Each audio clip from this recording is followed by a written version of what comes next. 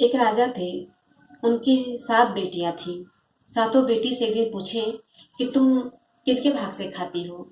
तो 6 बेटी बोली कि हम आपके भाग से खाते हैं, आप हमें खिलाते हैं। राजा प्रजा से भी पूछे कि तुम किसके भाग से खाते हो? तो प्रजा ने भी बोली, हम आपके भाग से खाते हैं, आप मुझे खिलाते हैं, आप हमारे माई बाप हैं। राजा बहुत प्रसन्न हुआ, बहुत खुश हुआ। उसके अंदर बहुत अहंकार था और राजा था ही, उसके पास धन दौलत था ही।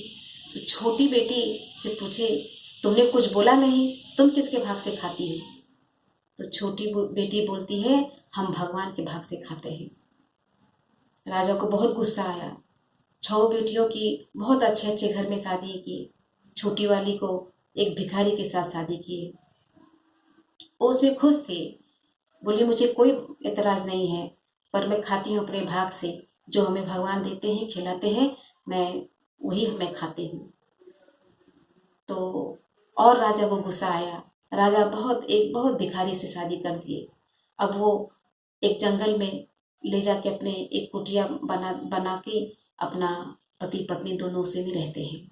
और गरीब थे, कुछ खाने उने को था नहीं। जो भी मजदूरी करने फिर वो जाती थी, जो भी मिलता था तो लेके आती थी घर पे। दोनों पत्नी पत्नी अपना खाते पीते थे। फिर एक दिन थोड़ा सा दूध बच जाता था तो नाग और नागिन रोज आती थी। वहां पे जंगल था ही, वहां पे सब जानवर भी नाग नागिन रहेंगे ही। आती थी तो उनके लिए भी एक बर्तन में दूध रख दिया करती थी। रोज उसका आदत था, रोज नेम था, दूध उसको रख देती थी और नाग नागिन रोज दूध पीते थे। इसी तरह उसका घर गृहस्थी चल रहा था। फिर एक दिन नाग और नागिन को तरस आया कि ये हमें दूध रोज पिलाती है, तो क्यों ना इसको हम कुछ दे दें। और ये दोनों पति पत्नी गरीब हैं और इसके पति कुछ कर नहीं सकता है। तो नाग नागिन ने रोज एक मणि रख देते थे और वो रोज उस मणि को उठाती थी, बाजार में ले जा करके सब सामान उमान लेके आती थी।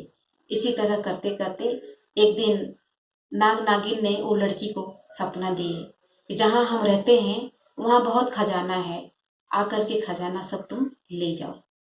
अब वो लड़की उठती है, उसी जगह जाती है जहाँ नाग नागिन ने बताए थे। वहां पे गई तो वहां से सारे खजाने उठा के लेके आई और वो बहुत बहुत अमीर, एकदम रानी बन गई। और उसके सब सब कुछ राजपाट सोना धन दौलत से सारा चीज था उसके पास, महल बहुत बड़ा बन गया। तो वो हर भिखारी को रोज खाना खिलाती थी। भिखारियों को रोज खाना खिलाना उसका रोज ये बहुत बड़ा पुण्य का काम करती थी। पीछे देखी तो उसके पिताजी खड़े थे, लाइन में खड़े थे। फिर जब ऐसे देते सबको खाना खिलाते हुए गई उनके पास, अपने पिता के पास, तो बोली, अरे पिताजी तुम? बोलते, हाँ बेटी मैं। आप तो राजा हैं, आपके पास तो सब कुछ है, आप तो कुछ भी कर सकते हैं, तो आज आप यहाँ क्यों भिखारियों के लाइन में खड़े हैं? क्या करो बेटी, जब से तो गई है तब से दिन बहुत खराब होने लगा और सब कुछ मेरा नष्ट हो गया और राजपाट खत्म हो गया। तो बेटी ने बोली, कोई बात नहीं पिताजी, आप देखो मेरी शादी आपने एक भिखारी के साथ कर दिया, देखो आज मैं कहाँ हूँ। तो भगवान की वजह से ही, भगवान के भाग से ही सब कुछ मिलता है। जो करते हैं भगवान ही करते हैं, हमारे सोचने समझने से ही कुछ नहीं मिलता है। इसीलिए भगवान में श्रद्धा रखिए और सब कुछ आपका ठीक हो जाएगा और आपको सब कुछ मिल जाएगा और आपको सुख और शांति भी मिलेगी। जय श्री राम। आपको अगर वीडियो अच्छी लगी हो, सब्सक्राइब और लाइक करना।